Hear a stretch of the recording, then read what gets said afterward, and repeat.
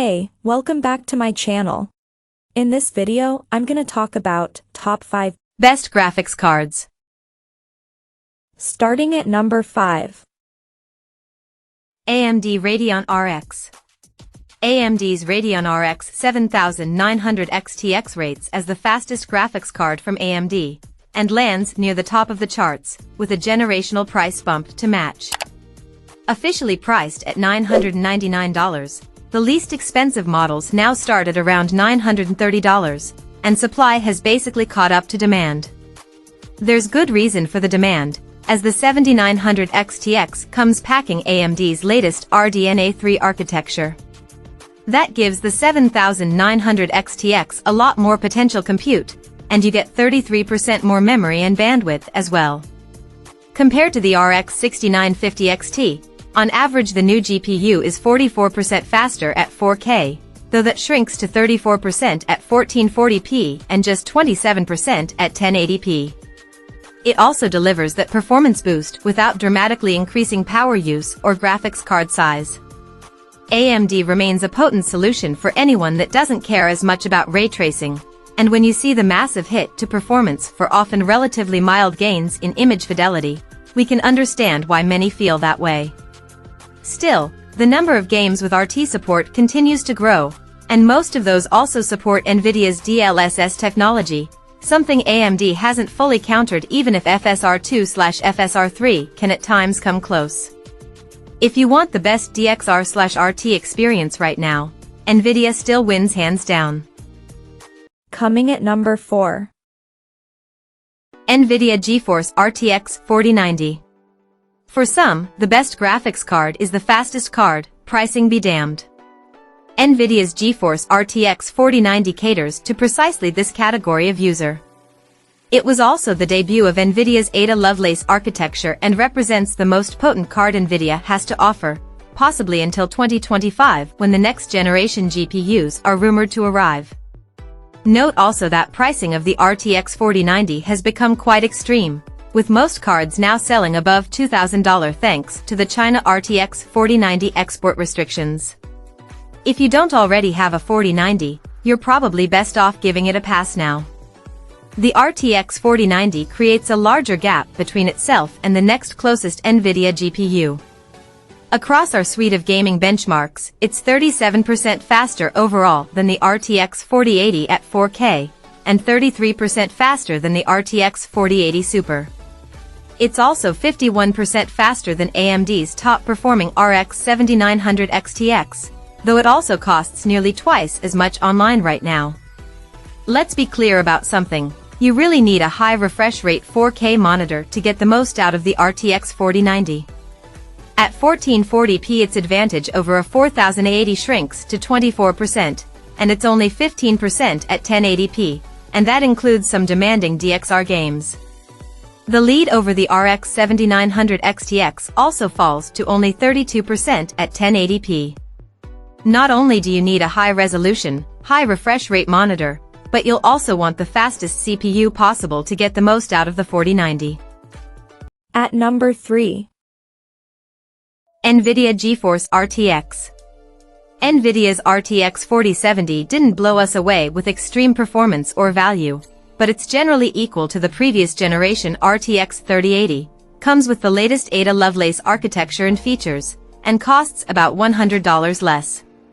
Now, with the launch of the RTX 4070 Super, see above, it also got a further price cut and the lowest cost cards start at around $530. Nvidia rarely goes after the true value market segment, but with the price adjustments brought about with the recent 40 series supercards, things are at least reasonable. The RTX 4070 can still deliver on the promise of ray tracing and DLSS upscaling. It only uses 200W of power, often less, and in raw performance it outpaces AMD's RX 7800 XT, slightly slower in rasterization, faster in ray tracing, plus it has DLSS support. Nvidia is always keen to point out how much faster the RTX 40 series is, once you enable DLSS 3 frame generation. As we've said elsewhere, these generated frames aren't the same as real frames and increase input latency. It's not that DLSS 3 is bad, but we prefer to compare non-enhanced performance, and in terms of feel we'd say DLSS 3 improves the experience over the baseline by perhaps 10 to 20%, not the 50 to 100% you'll see in Nvidia's performance charts.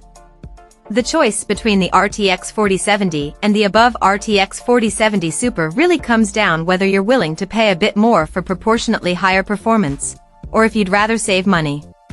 The two offer nearly the same value proposition otherwise, with the 4070 Super costing 13% more while offering 16% higher performance on average. Number 2 of my list. AMD Radeon RX. The Radeon RX 7900 GRE displaces the RX 7800 XT as our top AMD pick. It uses the AMD Radeon R3 architecture, but instead of the Navi 32 GPU in the 7800 XT, it sticks with the larger Navi 31 GCD and offers 33% more compute units. AMD balances that by reducing the GPU and GDDR6 clocks, though it's possible overclocking can return some of those losses, as soon as AMD fixes the 7900 GRE overclocking bug in its drivers. But the 7800 XT remains a close second, and that remains a good alternative here.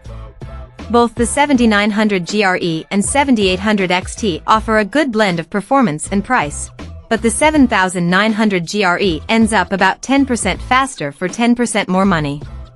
Linear performance scaling on a high-end GPU makes the more expensive card the best overall pick of Team Red's current lineup. That's assuming you're like us and tend to want a great 1440p gaming experience while spending as little as possible. There are certainly faster GPUs, but the 7900 XT costs 27% more while delivering about 20% more performance, so diminishing returns kick in beyond this point. Efficiency has been a bit hit or miss with Radeon R3, but the 7900 GRE ends up as AMD's most efficient GPU right now, thanks to the reduced clocks. More processing clusters running at lower clocks is a good way to improve efficiency. It's also faster than the previous generation 6950 XT while using over 60W less power. In addition, you get AV1 encoding support and DP 2.1 video output, plus improved compute and AI capabilities. It's over 3 times the image throughput of the 6950 XT in Stable Diffusion, for example. And number 1. Nvidia GeForce RTX. Nvidia just refreshed its 40 series lineup with the new Super models. Of the 3, the RTX 4070 Super will be the most interesting for the most people. It inherits the same $599 MSRP as the non-Super 4070, which has dropped to $549 to keep it relevant, with all the latest features of the Nvidia Ada Lovelace architecture. It's slightly better than a linear boost in performance relative to price, which is as good as you can hope for these days. Unlike some of the other models, the RTX 4070 Super also seems to have plenty of base MSRP models available at retail. We like the stealthy black aesthetic of the Founders Edition, and it runs reasonably cool and quiet, but third-party cards with superior cooling are also available, sometimes at lower prices than the reference card. The 4070 Super bumps core counts by over 20% compared to the vanilla 4070, and in our testing we've found that the general lack of changes to the memory subsystem doesn't impact performance as much as you might expect. It's still 16% faster overall, at 1440p, even with the same VRAM capacity and bandwidth, though helped by the 33% increase in L2 cache size. Compared to the previous generation Ampere GPUs, even with less raw bandwidth, the 4070 Super generally matches or beats the RTX 3080 Ti, and delivers clearly superior performance than the RTX 3080. What's truly impressive is that it can do all that while cutting power use by over 100W. Check out this video description for latest price and more informations. Thank you for watching this video. Please subscribe and stay tuned.